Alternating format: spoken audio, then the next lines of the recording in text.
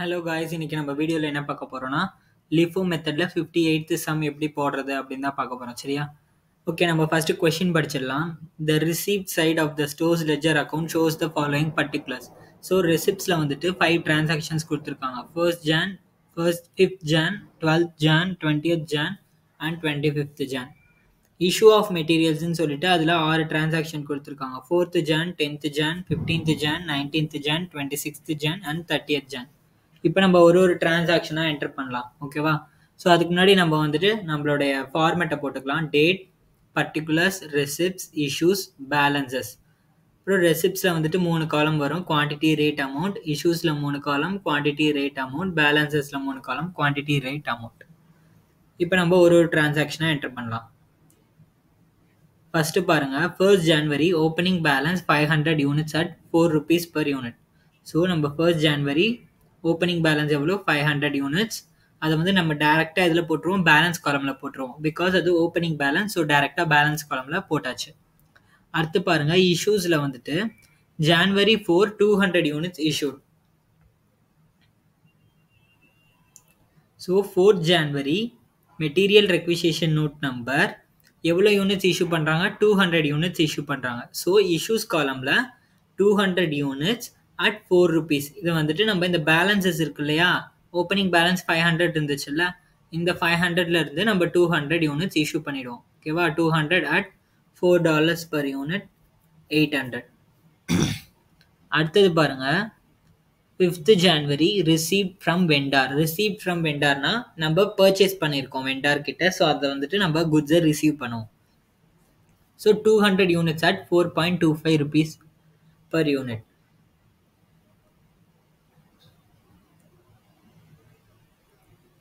5th January goods receive note number. ஏன் goods receive note number? Because நம்ம receive பண்ணுறோம்.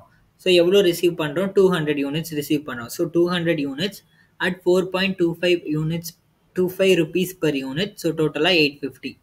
இப்போ அக்கௌண்ட்டில் எவ்வளோ பேலன்ஸ் இருக்கும்? 500ல் 200 இஷ்யூ பண்ணிட்டோம். ஸோ பேலன்ஸ் 300 இருக்கும். அந்த 300 ஃபஸ்ட்டு போட்டுட்டு அப்புறம் புதுசாக பர்ச்சேஸ் பண்ணியிருக்கோம் இல்லையா, இப்போ 200, அந்த 200 போட்டுருவோம். ஸோ டோட்டலாக 500 யூனிட்ஸ் பேலன்ஸ் இருக்குது. அடுத்த என்ட்ரி பாருங்க, 10th January 400 units issued. So 10th January என்ன பண்ணுறாங்க? 400 யூனிட்ஸ் இஷ்யூ பண்ணுறாங்க. So 10th January material requisition note number எவ்வளோ இஷ்யூ பண்ணுறோம்? நம்ம 400 யூனிட்ஸ் இஷ்யூ பண்ணுறோம். நம்ம இது லிஃபோன்றதுனால பேலன்சஸில் எது லேட்டஸ்ட்டாக பர்ச்சேஸ் பண்ணியிருக்கோமோ அதுலேருந்து எடுத்து கொடுக்கணும். அப்படி பார்த்தா லேட்டஸ்ட்டாக பர்ச்சேஸ் பண்ணது 200 யூனிட்ஸ். ஸோ இந்த 200 யூனிட்ஸில் வந்துட்டு தான் எடுத்து கொடுக்கணும். ஸோ ஃபஸ்ட்டு இந்த 200 யூனிட்ஸ் கொடுத்துட்டோம். பேலன்ஸ் இன்னும் எவ்வளோ வேணும்? இன்னும் 200 யூனிட்ஸ் வேணும். பிகாஸ் டோட்டலாக 400 யூனிட்ஸ் இஷ்யூ பண்ணணும். ஸோ ஃபஸ்ட்டு இந்த 200 வந்து மொத்தமாக கொடுத்துட்டோம். 200 at 4.25 rupees per unit. So டோட்டலாக 850. அப்புறம் பேலன்ஸ் இருக்கிற 200 வந்துட்டு நம்ம இந்த 300 இருக்கு இல்லையா, அதாவது பழைய ஸ்டாக், அதுலேருந்து எடுத்து கொடுப்போம். நியூ ஸ்டாக்கில் வந்து இந்த 200 இருந்துச்சு, அது மொத்தமாக கொடுத்துட்டோம். ஓல்டு ஸ்டாக்ல இருந்து 200 எடுத்து கொடுத்துருவோம். இப்போ அக்கௌண்ட்டில் எவ்வளோ பேலன்ஸ் இருக்கும்? வெறும் 100 யூனிட்ஸ் தான் பேலன்ஸ் இருக்கும். கரெக்டாக இந்த 300ல் 200 போயிடுச்சு, பேலன்ஸ் 100 இருக்கும். அடுத்தது பாருங்க, 12th January receive from vendor 150 units at 4.10 rupees per unit. So 12th January என்ன பண்ணுறாங்க? 150 யூனிட்ஸ் வந்து பர்ச்சேஸ் பண்ணியிருக்காங்க. ஸோ பர்ச்சேஸ் பண்ணால் நமக்கு எங்கே வரும்? ரெசிப்ட் காலமில் வரும். So 12th January goods receive note number எவ்வளோ பர்ச்சேஸ் பண்ணுறோம்? 150 units at 4.10 per unit, 615 total. இப்போ அக்கௌண்ட்டில் எவ்வளோ பேலன்ஸ் இருக்கும்? ஓல்டு ஸ்டாக் வந்து ஒரு 100 யூனிட்ஸ் இருக்குது. நியூ ஸ்டாக் வந்து இப்போ பர்ச்சேஸ் பண்ணோம் இல்லையா 150 யூனிட்ஸ், அதை போட்டுருவோம். ஸோ டோட்டலாக 250 யூனிட்ஸ் இருக்குது. ஃபஸ்ட்டு வந்து ஓல்டு ஸ்டாக் போட்டுட்டு அப்புறமா 150 யூனிட்ஸ் வந்து நியூ ஸ்டாக், அதை போட்டுணும். அடுத்தது பாருங்கள், 15th January 100 units issued. So 15th January என்னது? 100 யூனிட்ஸ் இஷ்யூ பண்ணுறாங்க. So 15th January material requisition note number 100 units issue பண்ணுறதுனால நம்ம வந்துட்டு ஃபஸ்ட்டு நம்ம அக்கௌண்ட்டில் எவ்வளோ பேலன்ஸ் இருக்குன்னு பார்க்கணும். ஃபர்ஸ்ட் என்ட்ரியில் வந்துட்டு நமக்கு 150 யூனிட்ஸ் 100 யூனிட்ஸ் இருக்குது. செகண்ட் என்ட்ரியில் வந்து 150 யூனிட்ஸ் இருக்குது. நம்ம வந்துட்டு நியூ ஸ்டாக்ல இருந்து தான் ஃபஸ்ட்டு கொடுக்கணும். அதுக்கப்புறம் தான் அதுலேருந்து பத்தலை அப்படின்னா தான் ஓல்டு ஸ்டாக்குக்கு போகணும். இப்போ இப்போ நியூ ஸ்டாக் வந்து 150 யூனிட்ஸ் இருக்குது. நமக்கு எவ்வளோ தேவை? வெறும் 100 யூனிட்ஸ் தான் இஷ்யூ பண்ண போகிறோம். ஸோ 100 தான் தேவை.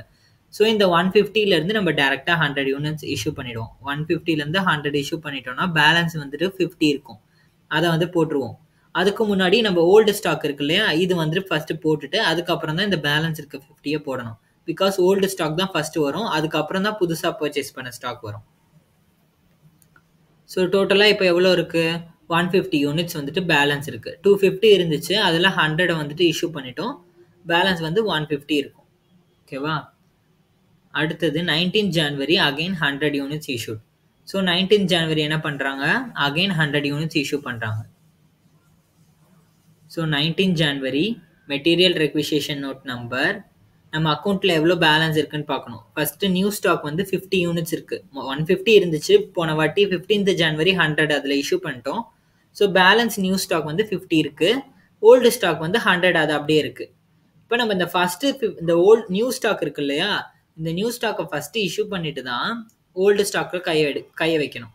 ஃபஸ்ட்டு இந்த 50யை வந்து இஷ்யூ பண்ணிவிடுவோம். 50 at 4.10. பேலன்ஸ் இன்னும் எவ்வளோ வேணும்? 50 யூனிட்ஸ் வேணும். டோட்டலாக 100 யூனிட்ஸ், அதில் 50 வந்து நியூ ஸ்டாக்கு கொடுத்துட்டோம். பேலன்ஸ் 50 வந்து இந்த ஓல்டு ஸ்டாக் இருக்கு இல்லையா 100 யூனிட்ஸ், அதுலேருந்து எடுத்து கொடுத்துருவோம். ஓகேவா?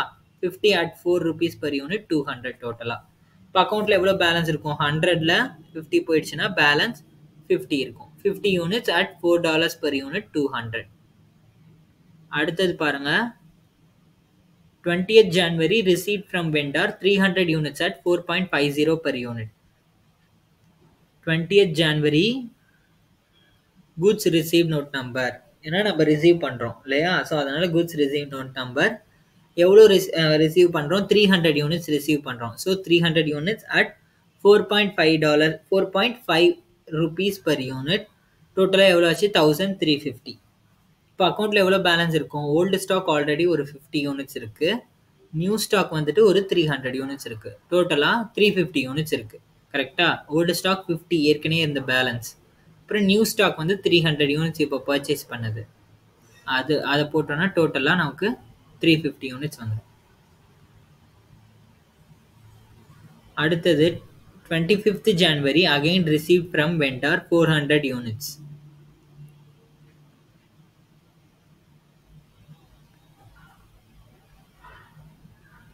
ஸோ 25th January பாருங்க, goods received note number எவ்வளோ நம்ம அகைன் ரிசீவ் பண்ணுறோம்? 400 யூனிட்ஸ் அகைன் பர்ச்சேஸ் பண்ணியிருக்கோம். ஸோ அதனால் 400 யூனிட்ஸ் நம்ம ரிசீவ் பண்ணுவோம்.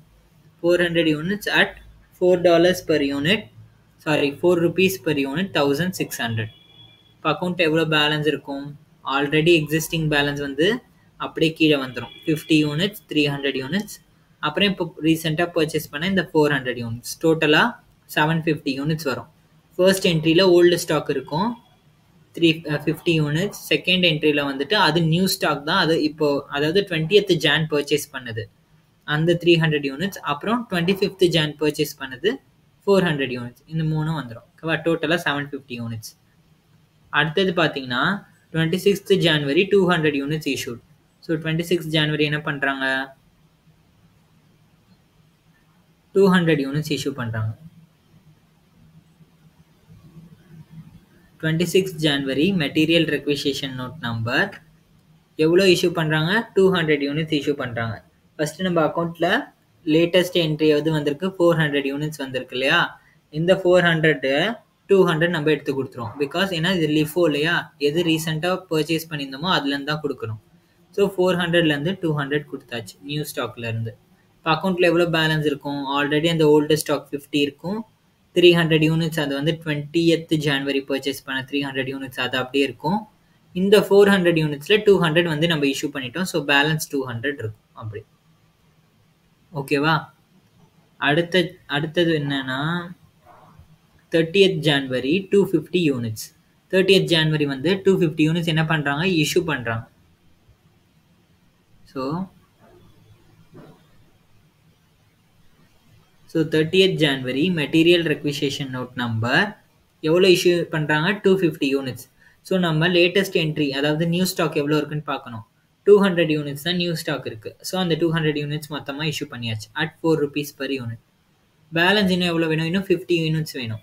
இந்த 50 யூனிட்ஸை வந்து இந்த 300 யூனிட்ஸ் இருக்கு இல்லையா, அதுக்கு முன்னாடி இருக்கிறது இந்த 300 யூனிட்ஸ்லேருந்து 50 யூனிட்ஸ் இஷ்யூ பண்ணிவிடுவோம்.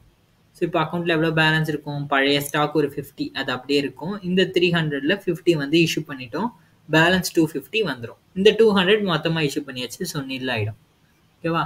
ஸோ இப்போ நம்ம எல்லா டிரான்சாக்ஷன்ஸுமே என்டர் பண்ணி முடிச்சாச்சு. பாருங்கள், ஃபுல்லாக 1st Janலேருந்து 30th January வரைக்கும் இருக்க எல்லா டிரான்சாக்ஷன்ஸுமே என்டர் பண்ணிட்டோம். இப்போ நம்மளோட க்ளோசிங் பேலன்ஸ் என்னது? க்ளோசிங் பேலன்ஸ் வந்து 50 units at 4 rupees per unit, 250 units at 4.5 rupees per unit. இதுதான் நம்மளோட டோட்டல் பேலன்ஸ். ஓகேவா? இதை வந்து நம்ம க்ளோசிங் ஸ்டாக்னு போட்டு எழுதிடுவோம். ஓகேவா?